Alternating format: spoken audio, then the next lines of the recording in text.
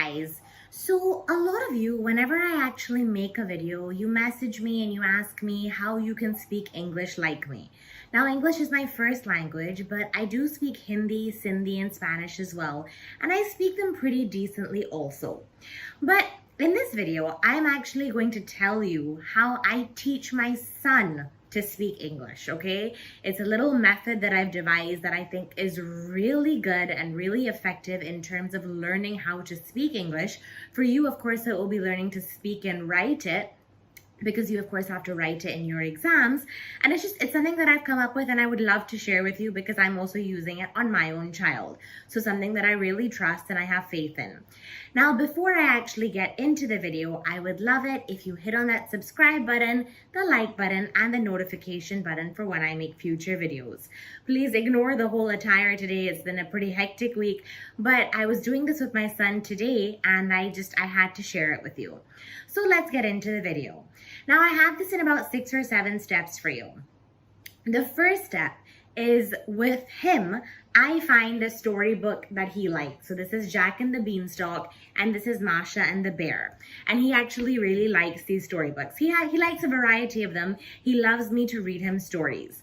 So what we do initially is that we take the storybook and we read it together. Jack and the Beanstalk is one of his favorites. He walks around saying fee, fi, fo, fum, like the big giant in Jack and the Beanstalk. Anyways, we read the storybook together. We go through it. We look at the pictures. We narrate the whole story. He definitely gets an understanding of the story. That is step 1. So step 1 for you is to find a beginner level storybook that you like. It should be something that you like, something that you're interested in, because that's the only way it's actually gonna work. Because step 2 is you having taken understanding of the story, you've read the story, you've done all of these things.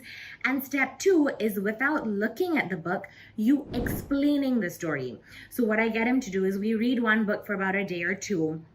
We talk about it, and then on the 3rd day, maybe when we're going to bed or anything like that, in the space of when I'm supposed to tell him the story, I say, hey, why don't you tell me that story? And he actually narrates the whole story to me. Now, of course, he's a 3.5-year-old, so he is not able to fully narrate it to me. And there's certain areas that I notice, oh, he can't frame this sentence properly. He can't say that properly. He can't put this together properly. So the next day, what we do is we actually go back to that book and I show him the picture. He cannot read yet, of course. I show him the picture and I tell him, oh, this is what you were trying to say last night, and this is how it's written in the book. This is how you're supposed to say it. So that's what we do. Now, he already speaks pretty amazingly. I get lots of compliments for how he speaks. I think this is definitely a reason.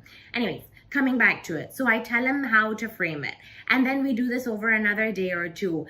We go back to the book, we kind of read it. In another night, he tells me the story, and I can clearly see that since we've gone back to the book and I've told him how to frame the sentence, he speaks it properly. And when we have perfected the whole book, and I think that he's done it well, how I speak to you in front of a camera, he's not camera shy, he's just at a no camera allowed phase right now. No allowed, not allowed. But I record him. Actually telling the story. I kind of like hide the camera and I record him telling the story so that I can see for my reference and for future reference for him also when he gets a bit bigger, how well he's told the story at the end of this entire process. So for my 3.5-year-old child, it was getting a beginner level storybook, reading it, going through it, let him understand it, let him tell the story to me. Let's go back to the book and see where he faltered and he couldn't frame sentences. Let him tell it to me again. And then finally, in front of the camera, let him actually tell the story. I think that this is an amazing way to learn to speak English. I will come to written English in a minute, but I think that this is an amazing way to learn to speak English. I've heard lots of things about how I should teach him 3 new words a day and like these types of things, and then by the end of the year he'll have such an extensive vocabulary. But I think that it is more important to have a few words and understand the meaning and the context of those words, how to use them, and develop a vocabulary that that way, where you can apply in every circumstance, as opposed to having all of these words that you know, new words, and not really understand the context of when you should be using them, because you will use them incorrectly. I think that this is definitely a better way to deal with things.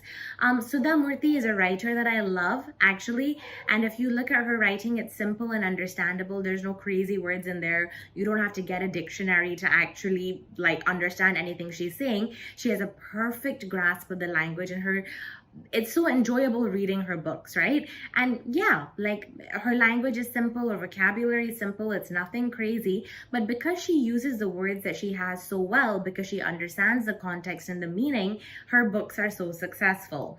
Now, with regards to you, you need speaking and you need writing.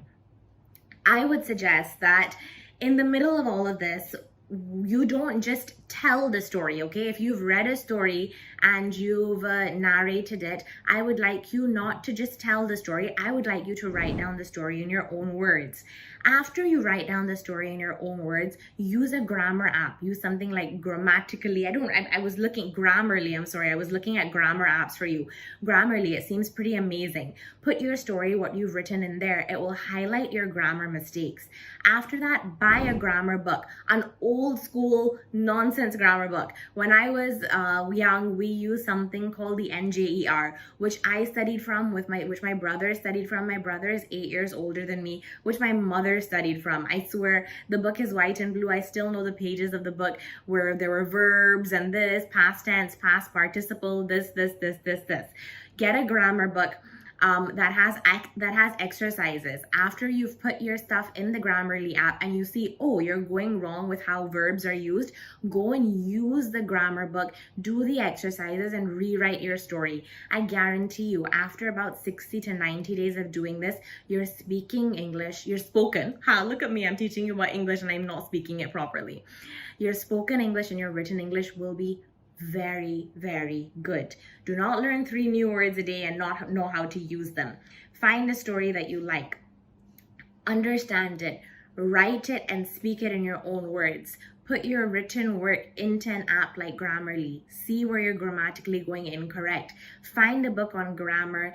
See the areas that you're grammatically going incorrect in. Like, it'll tell you that you're going wrong in these areas.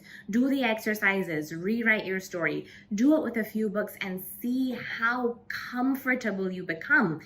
It's a pretty amazing technique that I think that, I would love to use it with my son. He can't read yet. We're just doing phonics. But for you, if English is something that you struggle with and people message me all the time asking me how to do it, this is really what I suggest.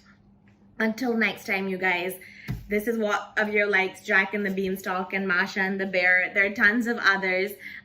Get one for yourself, not these, but things like Akbar and Birbal, things that you've grown up with. Use it, learn it, rewrite it, re-speak it. Correct your grammar with regards to it. It'll be an enjoyable process and definitely a fruitful one. Until next time, you guys, bye. Do not forget to like, subscribe, and hit on that notifications button.